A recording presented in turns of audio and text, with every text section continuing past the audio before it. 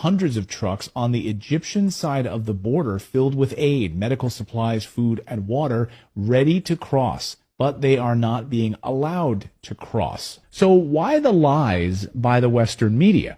There is no sign that the Egyptian side is open. Egypt is refusing to provide a safe corridor for any Palestinian refugees looking to flee Gaza.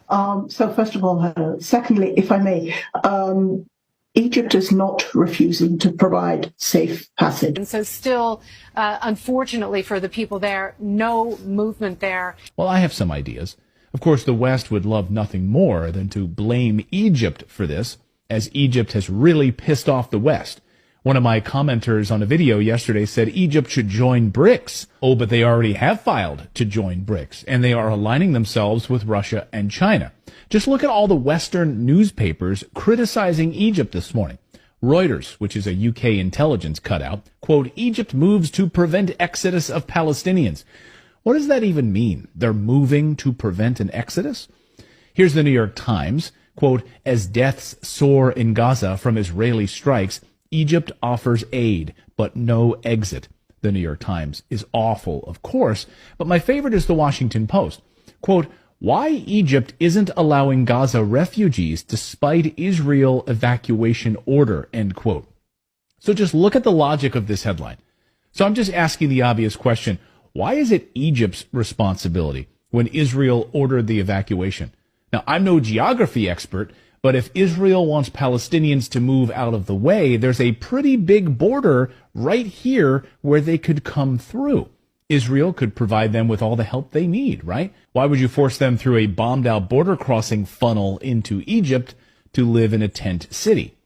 Journalist Mark Lamont Hill asked the same ex-Israeli foreign minister that very same question this weekend. We want to open a humanitarian corridor so they can leave. But if Hamas... So that who can leave? Citizens? You're saying civilians can leave, but only through the Rafah border, correct?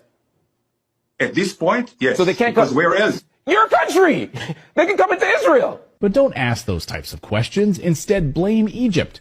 It's all Egypt's fault. Okay, Egypt refused to send troops to help Israel, and they've moved further away from the United States and the West in recent months. Never mind that Egypt's economy is in ruins thanks to Western trade restrictions, that 2 million refugees would completely destabilize the country, and Egypt has gotten pretty darn cozy with Russia and Saudi Arabia.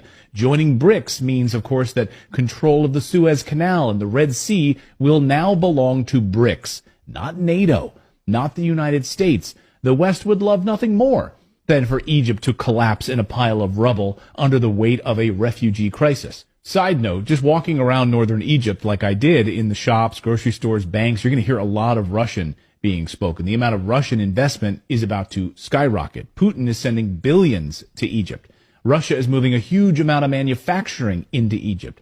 It's set to bring over 35,000 jobs to Egypt. Let's be honest, Bidenomics can't hold a candle to that kind of job creation. Okay. And Egypt is now the #1 investment destination for Arab nations and Eastern countries. I visited multiple construction sites that Saudi Arabia is working on. $500 billion investment projects in Egypt, building massive new marinas and hotels in northern Egypt, transforming 50 islands into a mini Dubai. It will transform this once impoverished area into a boom town. There's construction everywhere. Do you think the United States likes that? It gets worse, because in a few days, China rolls out the next phase of their Belt and Road Initiative with massive investment and infrastructure through West Asia. And this week, Saudi Arabia dropped a bombshell, saying they want to step up their trade with Russia. We can't see how things are going to go, but basically admitting, yeah, we're not interested in peace talks right now with Israel anymore. We have our friend Putin to the north, so